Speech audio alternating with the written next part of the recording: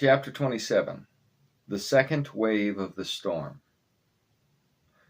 When cyclones are in proximity of one another, their centers will circle each other cyclonically, about a point between the two systems due to their cyclonic wind circulations. The two vortices will be attracted to each other and eventually spiral into the center point and merge. Fujiwara effect, wikipedia.com, March 26th, 2024.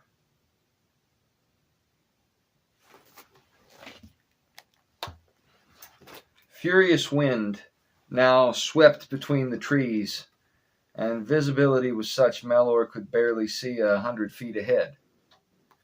He was going at a crawl, and there was a slight hill coming.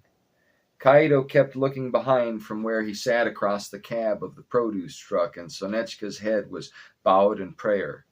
Himari had yet to wake, her head resting on Mellor's shoulder. A huge gust came up, and Mellor stopped a moment. He looked at Kaido, and he looked behind, then returned his eyes to the road and hit the gas again. Now the snow was thick, and as they tried to make it up the rise, Mellor realized they weren't going forward, they were spinning wheels in place over a slick spot. He would have needed more momentum to make the hill. He let off the gas and rolled backward, then went forward again, but still didn't manage to get enough speed, and now all wheels were sliding, and then they felt the rear wheels slide off the ruts of the road, and now they were drifting backward through snow, and after a few jangly, crunching moments of terror, their lights showed the bottom branches of fir trees. They came to rest 30 feet off the road down an incline. Sonechka's head snapped up. "What is it?" Mellor banged his fist on the steering wheel several times. "We're stuck!" Kaido checked his phone. "It's good I downloaded the map. We've been out of internet a long time, but according to this, it should be near enough we can walk several kilometers ahead down this road." Mellor took it from him and looked at the screen, then handed it back. Sonechka looked about keenly, then said suddenly, "Scout ahead. I'll stay with Himari. We're far enough off the road. If they're coming behind, they might not see us." Mellor translated for Kaido, who acknowledged. "It's not a bad idea." Still, it didn't strike Mellor quite right, and he crossed his arms a moment, looking around again, then replying, "What about our tracks?" "You think they'll stay longer than a minute in this garbage?" Sonechka gave him an eyebrow. Said Mellor, and began pulling his coat and hat around him, retrieving gloves. He turned off the headlights, but kept the key turned in the ignition. Before jumping out, he caught Sonechka's eye. "You're right. Kaido and I will look. Don't let the engine die. If it starts to putter, give it a little gas. Let me see. You have a little over half tank? You still have 20 hours to a day at idle. Keep engine running. Also, can you use this?" He held out the butt of a 9mm handgun. She half smirked. "I imagine I'm a better shot than you." "That's as may be. Keep it handy. And when Himari wakes..." Mellor retrieved the cube. "Tell her to keep this safe for me." "I will." She accepted it carefully. He sighed and half smiled, then turned to Kaido and continued in Japanese. "Get ready for the cold." Kaido held his eye, nodded, checked his own garments, and they exited. It was slick up the inclination to the road, and the snow made everything a raging fog of piercing ice, strafing the face and chilling the bones. When they regained the road, where they had slid from was evident, but only just. The wind blew snow over tracks incredibly fast, and very soon their contributions just looked like what ruts were already there before the snow. Mellor yelled, "Well, she's right! The snow hides us!" Kaido looked back where the truck slid. Unless you knew just where to look, and the wind let up, it was occluded by shadow. He said, "If we're not close enough, it's going to be a long walk back. We'll survive. Come on, let's see how far the compound is." The rise that pushed them off the road extended another several hundred yards ahead. They came up over it cautiously, and in the distance they could see a faint glow, sometimes becoming bright enough to discern individual structures as winds waned. What do you think? Kaido turned to Melor. 2 kilometers! Half mile! Closer than my app said! Melor nodded. Let's see if they can help us out the ditch or with another vehicle for the women. Agreed, said Kaido. They pulled coverings over their mouths and trudged onward along the shoulder of the dirt road through wind-whipped trees in remote Siberia. In the truck, Himari blinked and came awake and was not afraid. She expected a dark hood, but there was none. The great kind man was in the back of her mind between layers on layers of information, something nebulous, something just out of reach, a dream swift escaping as consciousness returned. Something about water that you didn't need to drink again and again, a sip and you're satisfied. The thought was like a glow in her mind and settled through her body. At length she yawned and said, I'm thirsty. Sonechka had a start, but managed to remember enough Japanese to say, You! Awake? Thirsty? Himari asked and mimed drinking. Of course, Sonechka said in Russian, and rummaged around in the cab of the pickup, then her own person. Finally, she found something under the bench seat and pulled out half a gallon of water. She opened it, smelled it. It seemed fine. Sorry, our things at the hotel. It's okay. And Himari drank with vigor for several seconds before she wiped her mouth. She looked around. Where is this? Sonechka squinted at her, trying to remember what the words meant. Himari made gestures, then shrugged her shoulders with her palms flat, facing upwards, and barely caught Sonechka's eye, enough to confirm she understood. Eye contact with Sonechka was still different than eye contact with the balalaika man. New truck, said Sonechka, and slapped the dash. Then, Melor and Kaido. He's Japan. Saved us. Oh, good, said Himari. Then the first mild panic came as she felt about herself. I still don't have a sparkery. It's still lost. No. Sonechka retrieved it from her coat. It's here. Where is a balalaika man? Sonechka thought a moment, then gestured ahead and mimed walking with the fingers of her right hand over her left palm. She then brought her right hand to her forehead and mimed looking in the distance. Oh, said Himari, and shivered. Scouting! Yes, Sonechka nodded, then tried to comfort the younger woman by rubbing her shoulders to help her warm up. You Russians always rubbing shoulders, Himari said and laughed. Sonechka caught one word from that sentence and joined in the laugh, not understanding what was intended. Then Himari yawned and huddled against Sonechka. In turn, Sonechka wrapped a bit of coat around her and then tried to adjust the radio with her free arm. Lights were off, but there was a faint glow near the dial. All she could get was static and high-pitched Russian voices chattering about local issues. Then there was some station in the low frequencies that featured a sort of throat singing she was familiar with. That was all. So she turned the throat singers on low. They were listening several moments, warm enough not to be in danger, but not warm enough to be comfortable, when Sonechka noticed a glow where they came from and said, Himari, duck down. She turned off the radio and they crouched below the dash, watching the play of the lights. There were now 4 SUVs, one quite banged up, that which they borrowed, if briefly. When the newer vehicles came to the spot where Melor slid from the road, they were not inhibited by a blinding flurry of wind and snow, so they didn't have to slow. The first SUV did anyway, but had enough force to make the hill. There were about 5 yards between vehicles.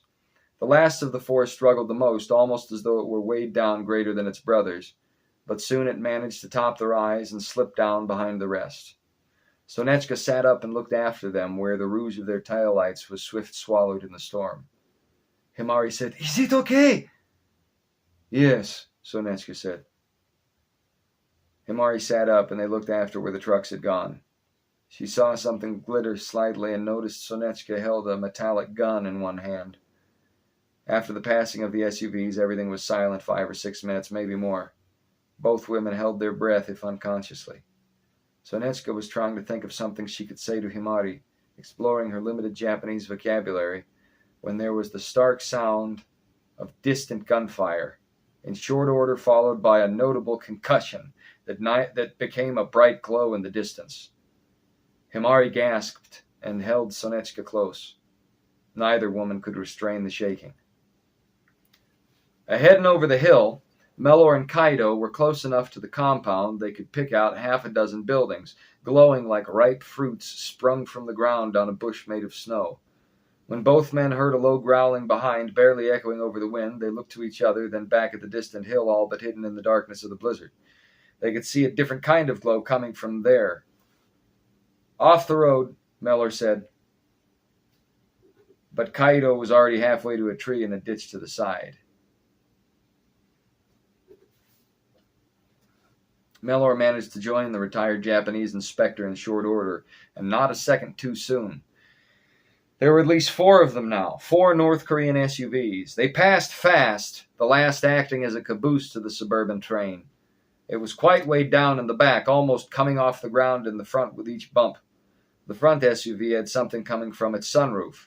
Mellor leaned forward and squinted, then realized there were hands pushing a very big box up and out, holding it, coming out themselves, and soon sitting on the SUV's roof were 2 men balancing the boxy thing between themselves amidst the blizzard. Then they were out of sight in the snow, very vague shapes diminishing ahead. Kaido and Mellor peeked out, coming to the road. A sound of automatic fire like an anti-aircraft gun. Both men hit the snow and covered their heads. A number of orange tracer rounds whizzed by, impacting trees and hills behind. Now they could hear the report of answering gunfire, and far ahead, bright little flashes that almost seemed as hallucinations gave away the position of the gunner. He was behind and to the west side of the main shape of the large building in the compound.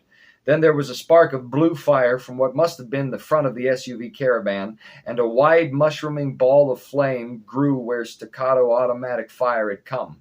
Now the sound of yelling could be heard, and ahead, like fireflies amidst the billowing snow, Mellor and Kaido could perceive the report of diverse weapons, borne on the diligent cries of men both Russian and Korean. Another mushroom jumped from the road, the shape of a black SUV dancing airborne in snowy shadow atop it. Then followed the boom. Mellor ducked again despite himself. He held up his rifle, nudging Kaido, and yelled over the wind, "We have to get closer!" Kaido mirrored him with his own rifle. "Cover to cover! Stray rounds!" "Of course!" They went tree to tree, stumbling through the snow, occasionally sinking in up to the waist, sometimes slipping. The sounds of gunfire became louder and more insistent. "What in hell goes on out there?" yelled Green Collier, quickly finding his lead officer, who was yelling into his own earpiece. "North Koreans!" the officer shouted back, then returned to biting out instructions. There was a deafening blast and shrapnel burst any west-facing windows on the first floor, wind following after immediately. Pyotr ran screaming from that direction of the house where he'd been in his AR cocoon. "Kolya, they got a damn railgun!" Kolya pulled a well-kept Kalashnikov from over his shoulder and said, "Find the safest place in this building and give us any advantage from Iskantel." "Nearest Dragon's Tail unit is 3 hours out," replied Pyotr. "Well, stay alive till then, my lispy little friend." And Green Collier ran out the back door, inviting several of his mercenaries to follow. The evidence of the railgun was the absolute wreck which was once an armored vehicle, smoldering as though a meteor smashed it. A man of the attackers came around the corner, firing. Kolya took him out with a well-placed round, then dove into a vehicle of the bunch parked behind the compound. He was followed by his hired muscle. One of them took position on a central turret sticking out the middle of the vehicle at the top. Kolya shifted the idling vehicle into reverse, backed up, and came around the far side of the compound. In a moment he had his own earpiece in and was yelling into it. "3 hostiles, 1 down. They're pouring out like locusts, south side. We are flanking from the east." Kolya leaned out the driver's side window and fired an arc across east-facing armor in the line of SUVs. They returned fire, but it was only a reaction, not a precise attack.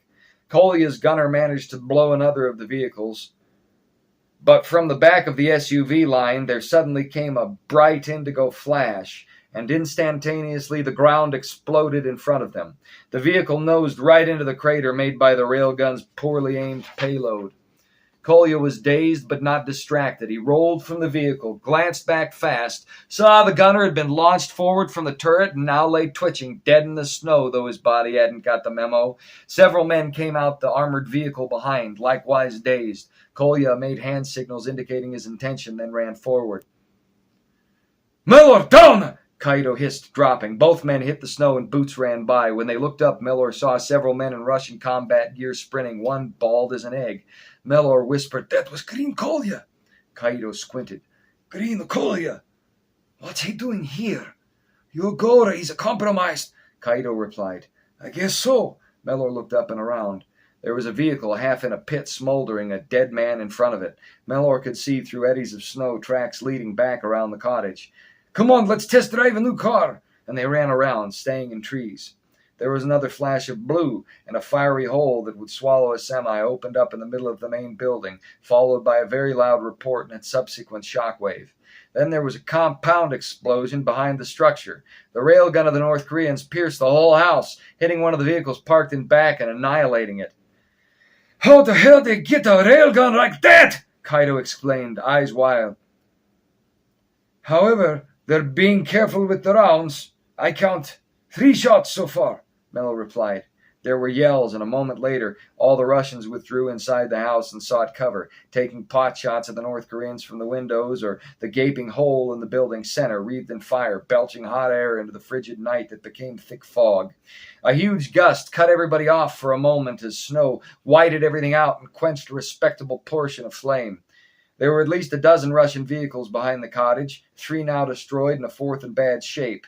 It was right where the railgun's payload finally came to rest after hole-punching a building and a fat, tired jeep.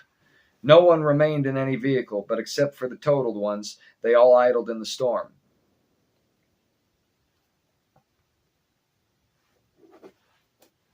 Mellor and Kaido piled into a truck of some stripe, modeled after an American Hummer, but given the Russian engineering treatment. It was near the trees furthest from the house and the other vehicles, slightly angled from them. They could now see into the windows of the structure, slightly. Half were covered, but Kaido looked up at a room on the west side of the house where light was leaking out and said, "Hey, that's Ricky!" Mellor followed his gaze. "Ricky? He was looking for you, wasn't he?" "He saved my ass," Mellor said, looking intently at the window where Kaido pointed in the snow. "Yeah, that's him all right." "He's handcuffed to somebody," said Kaido. Then the shades were drawn by one of Green Kolya's men. "So that's how it is," Mellor muttered. Apparently, somebody upended Pandora's box only to find it was full of cats in bags, who then escaped those bags and would not return. Errol chuckled to himself, flinching at the sharp report of gunfire. Yes, Pandora's box was upended. That was what went on now. A sound like a freight train impacting the house knocked him and Ricky to the floor, and a cold wind started blowing from somewhere. The man guarding them recovered fast, rushing about, pulling all the shades, then shouldered through the door of the study and ran into the cottage, ducking under windows and firing out when he had a good position. "We need to get out of here," Ricky observed. "Yeah." And they managed to stand. In Errol's study, there were windows to the north, west, and south. Before the explosion, like a freight train, they could see aggressors barreling in from the south. The door out was situated east, and that's where their mercenary chaperone made his exit. Errol said, "It's been over 4 hours since Sun Young, Rohan, and the boys went through. That means we won't have help for another 8 minimum." "That's how it seems," Errol agreed. "Let me lead. I know a way to the basement they won't see." "Lead on." What men were in the top level were at windows firing at Koreans or throwing grenades. Truly, it was hard to tell who had the better position. The Russians retained cover and infrastructure, but were surely under siege. The North Koreans were able to hide well and had insanity on their side, but were under blizzard. Green Kolya's men couldn't know how many more shots the Koreans could get from their railgun technology. It was also unknown just how many there were. In fact, it appeared very much as though they were getting the upper hand. Errol kept himself aware of his surroundings and didn't open the closet door with the hidden basement entry until he knew none saw. Then he pulled on one of the shelves and let it spring back into place. The whole shelf facade swung in and to the side, revealing a downward spiral stair. They entered gingerly, and Ricky, now trailing behind Errol, swept the false back of the closet, closed with a leg, barely catching his balance again so they could awkwardly descend. Where the railgun punched a hole through the middle of the structure, there were a few patchy areas of light showing through. The shot just missed exposing the secret stair. The bottom was a very thin corridor that clenched into the shoulders of the handcuffed men, forcing them to claustrophobically inch their way along. Abruptly, Errol stopped. Okay, we're on the first floor now, at the closet beside the washer and dryer where the basement entrance is. What's next? We've got to make sure it's safe to come out and then go down. This turned out to require a wait of about 20 minutes, as the men on the other side of the door were loud, and there were at least 4. Then they heard Green Collier yelling from outside somewhere. He sounded like he was in quite the state. His heavy footsteps came barreling in, followed by gunshots and more yells that came and went. Things became quiet in the other room. There was a whimpering on the other side of the door. Errol whispered, "It's the tech guy." "We can take him," Ricky rasped back. They came out of the door, and indeed there was Pyotr, huddled against the washer and dryer. Errol gave him a strong kick to the underside of his chin, surely causing the man to bite his tongue, and the AR headset went flying. Pyotr began yelling and thrashing about, his cries lost against the bedlam without. Errol and Ricky didn't hear either. They kept kicking him till he wouldn't move, then crouched down, awkwardly shuffling him out of the small room and closing its doors. It was a tiny room, the size of a bathroom, and off-centered west in the building.